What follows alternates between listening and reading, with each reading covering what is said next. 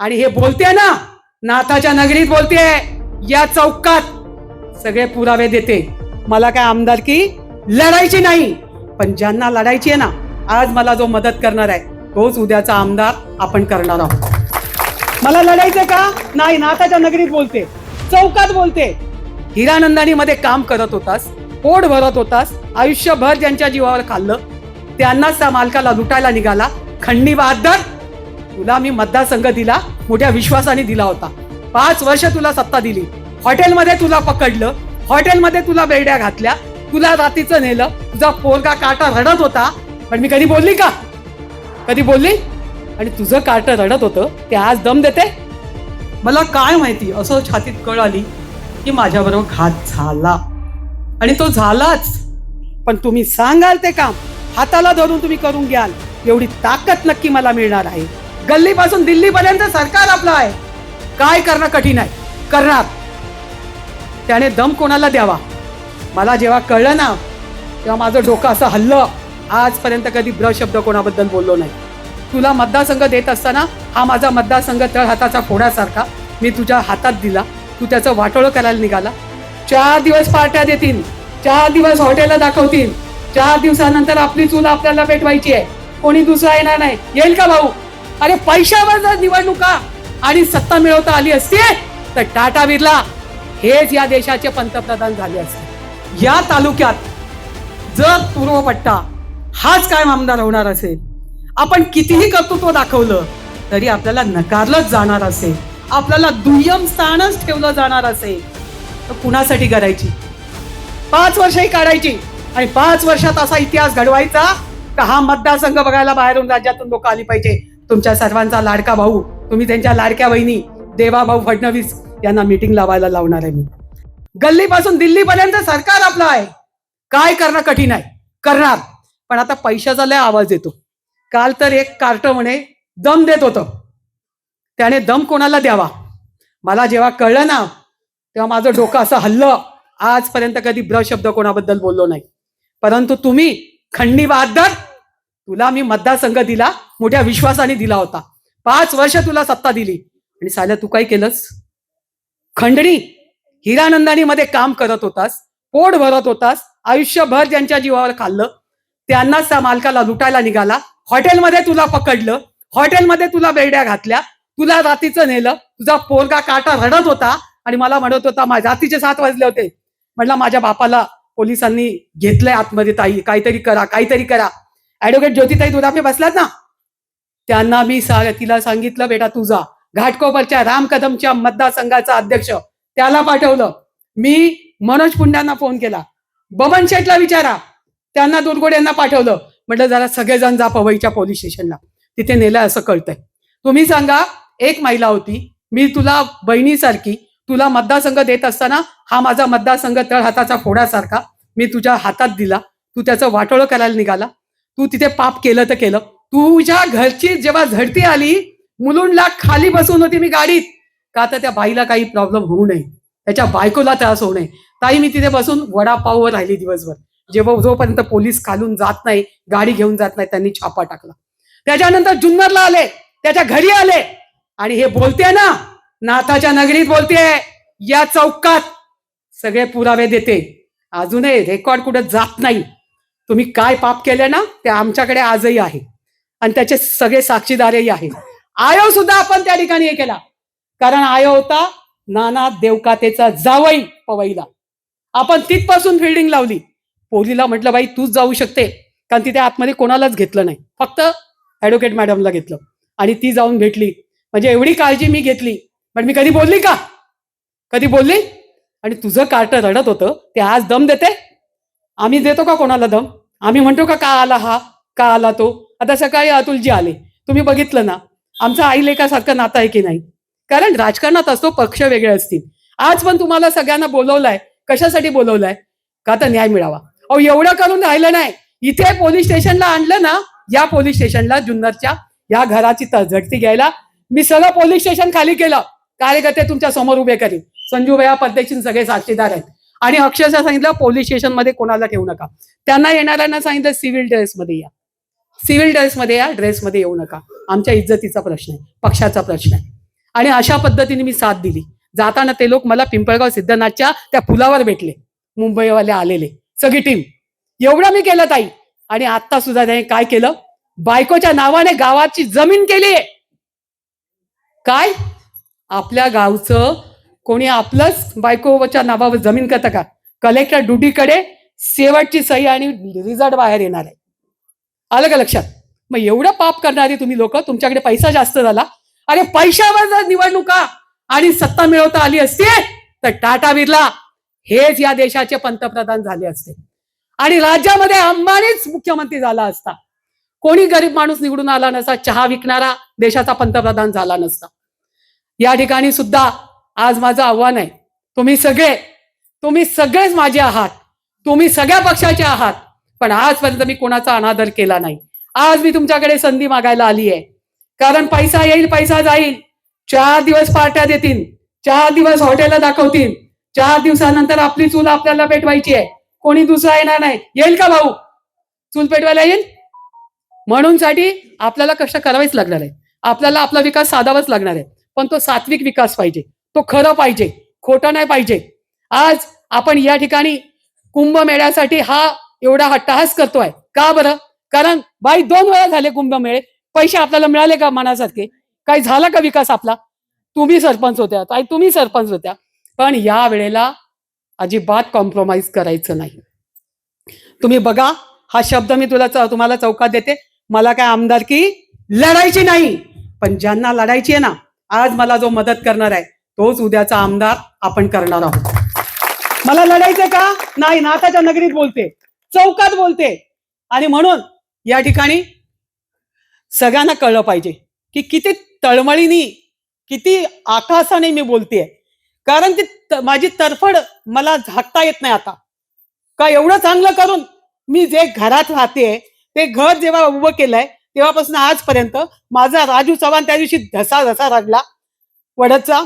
म्हणलं आजपर्यंत गेलो तर ताईच्या घरात एवढे सुद्धा बदल नाही.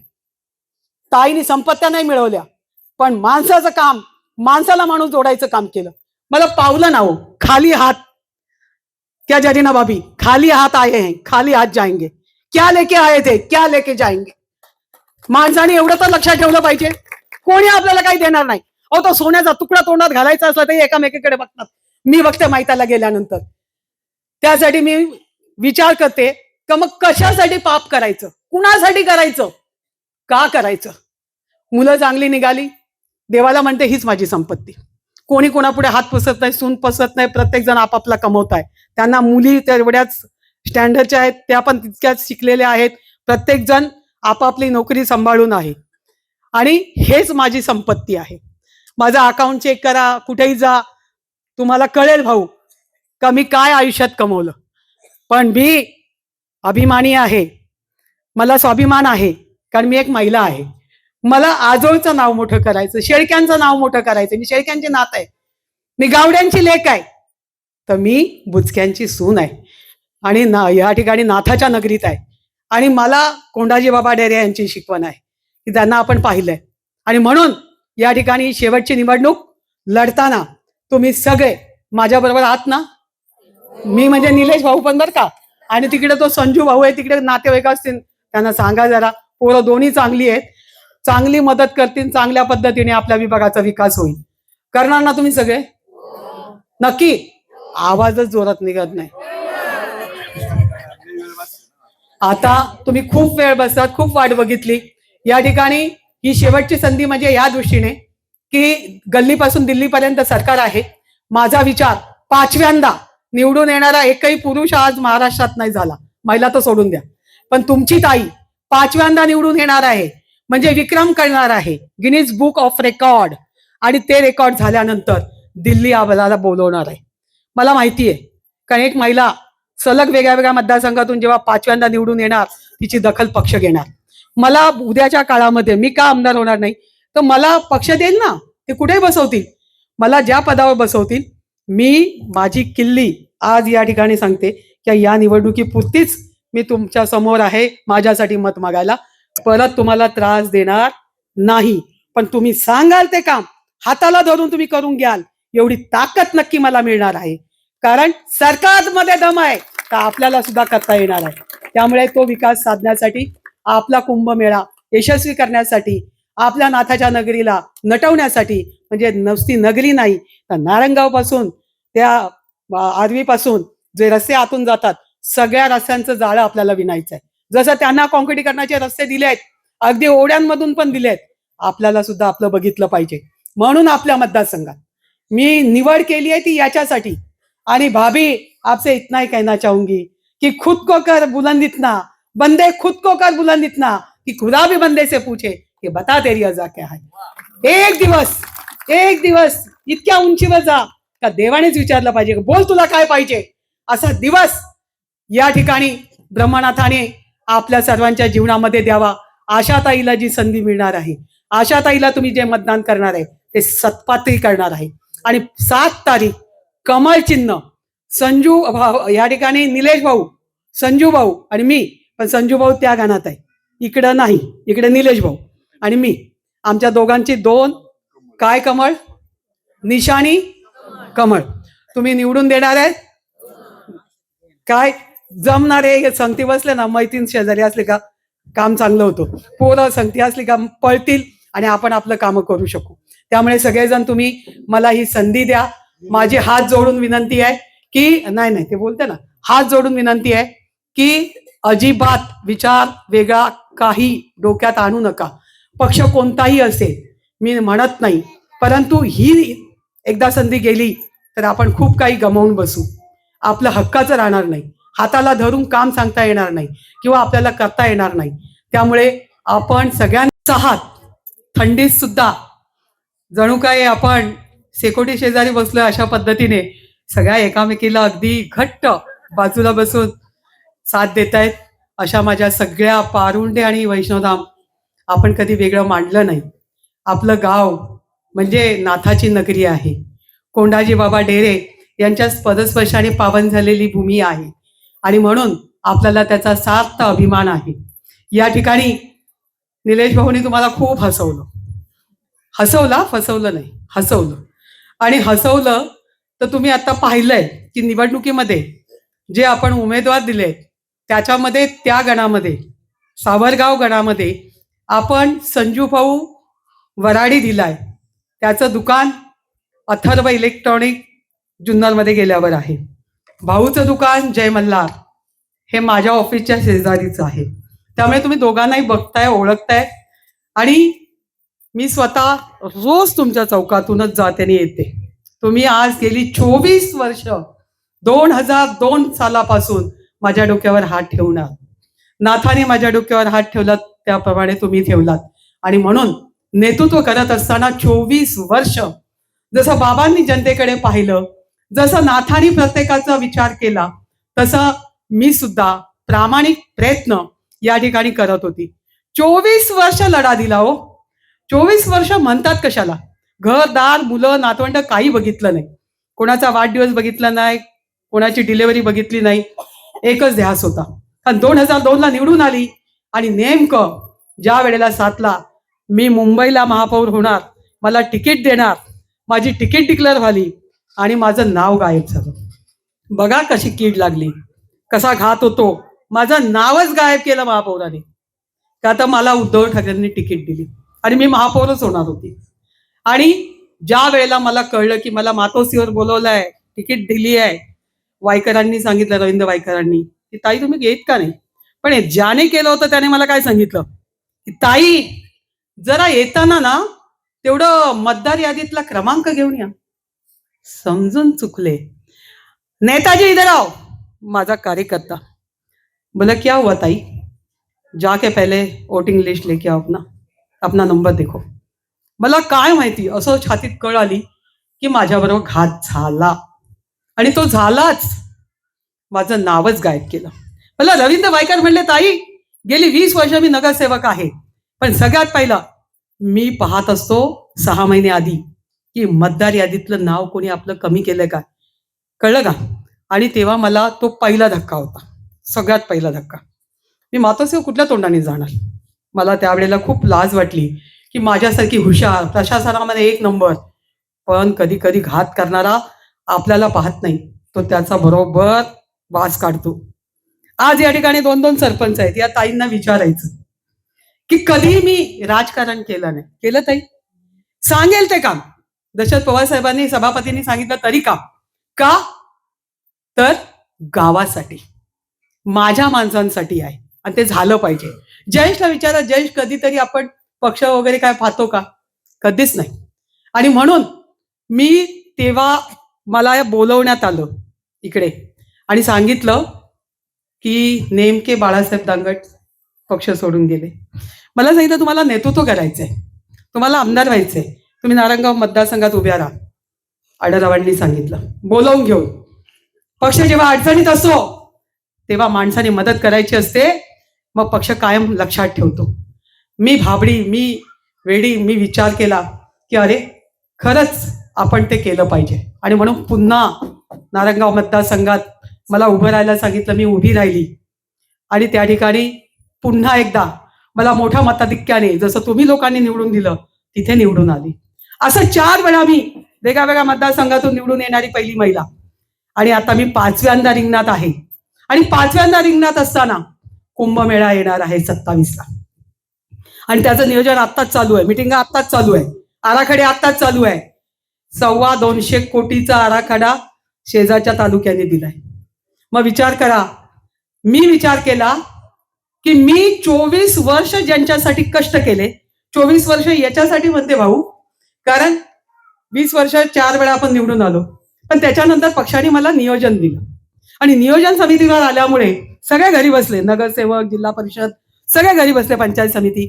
पण मी रिंगणात राहिली आणि म्हणून मी खूप काम करू शकले, प्रचंड काम केलं. अगदी नगरपालिकेच्या हद्दीत सुद्धा मोठी मोठी कामं केली न होणारी, आणि सगळ्यांना खुश करून टाकलं. आणि परंतु माझ्या डोक्यात एक गोष्ट आली. मी विचार केला खूप की आशा तू काय कमवलं या तालुक्यात?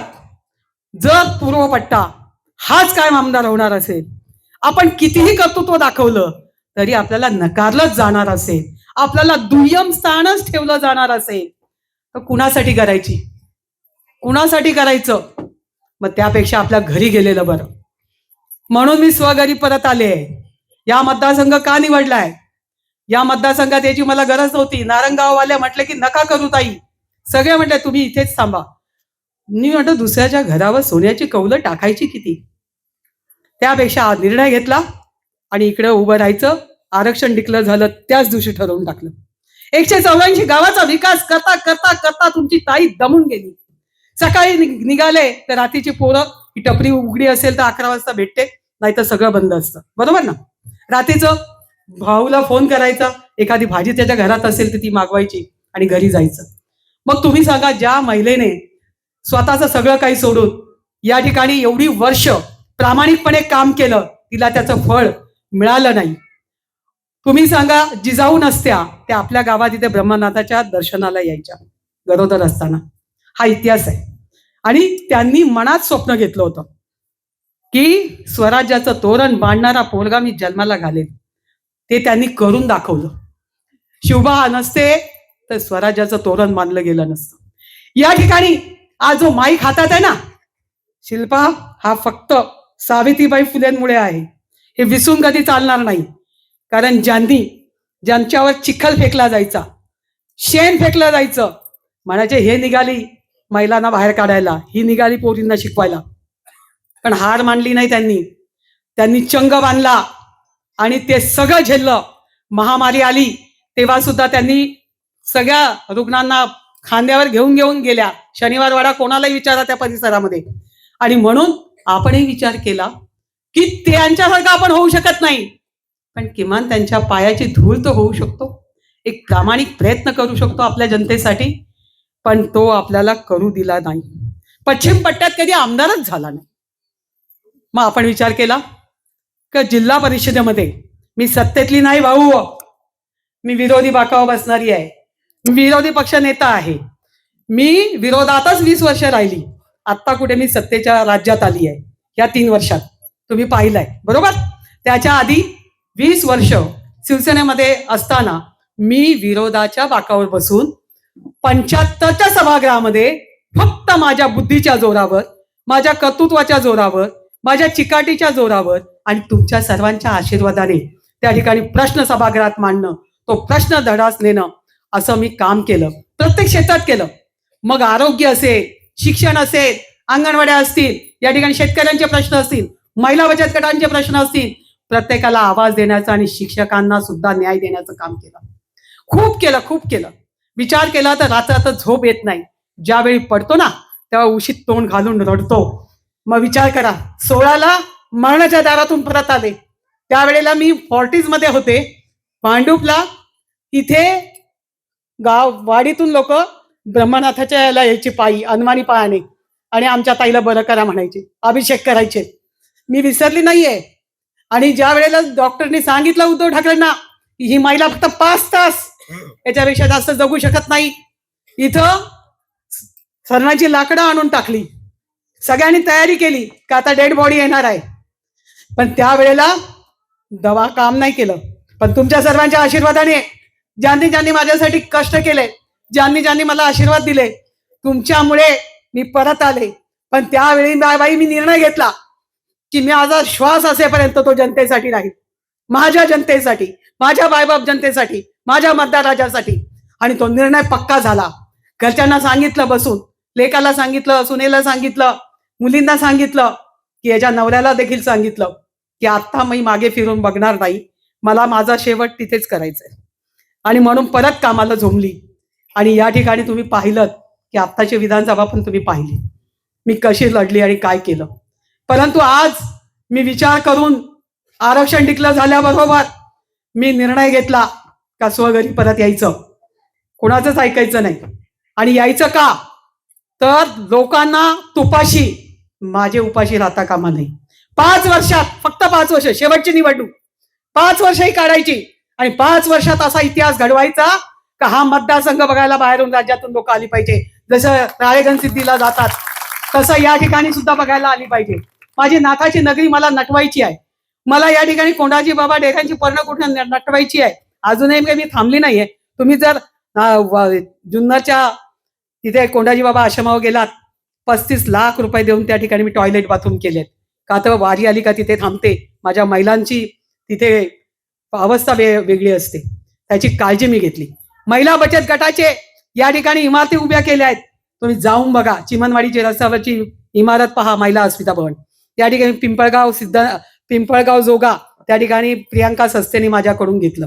त्या ठिकाणी वडगाव आनंदला ती ओतूरची आहे आमची, काय तिचं नाव, वैशाली संजय देवकर, ती 15 वर्ष सदस्य आहे. तिथे काम चालू आहे. आणि इथे जुन्नरला सुद्धा. का तर माझ्या येणाऱ्या पर्यटनाचा जो टप्पा आहे त्याच्यामध्ये माझ्या महिलांना आज रोजगार पाहिजे. घरातून तुम्ही साड्या विकता, जुन्नरमध्ये मी बघते कुरड्या पापड्यांपासून सगळे लोणच्यांपासून लोकांच्या ऑर्डर येतात. आणि पर्यटनाला येणाऱ्या लोकांना कळलं पाहिजे की पिंपळगाव जोगाला गेलं तर इथे महिला अस्मिता भवन आहे, इथे ऑर्डर केली का आपल्याला वस्तू मिळणार आहे. ते ऑर्डर करणार, येणार, घेऊन जाणार. ते आळ्याफाट्याला गेले तर तिथे ते उभं केलंय वडगाव आनंदमध्ये. नारंगावला गेलात, चिमनवाडीला रस्त्यावरच आहे, सगळे रस्त्यावर आहे. आणि हा विकास साधला तालुक्यासाठी.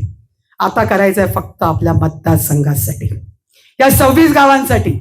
या 26 गावांचा करत असताना पहिला डोळ्यासमोर आहे कुंभमेळा.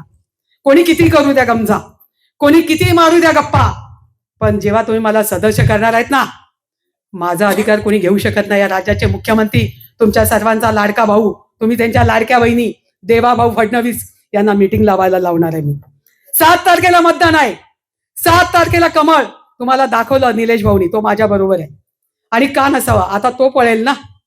जसं सरपंच ताई जेव्हा देतात किंवा जयेश देणार, तर ह्याने पंचायत समितीपासून पुढे पाठवलं तर तो प्रोजेक्ट मी करणार आहे ना, पुढे मी जाणार ना दिल्लीपर्यंत. अशा मी आपल्याला विनंती करते. या ठिकाणी तुमच्यासाठी रिटर्न गिफ्ट आहे. ते कांजळ्यांचं चाललंय की तुम्ही बोलत का नाही. रिटर्न गिफ्ट असं आहे की स्वतः मी का सेवेतली भाऊ, त्यावेळेला जयवंतीबेननी मला नेलं होतं, ज्यावेळेला जेल भरो आंदोलन झालं.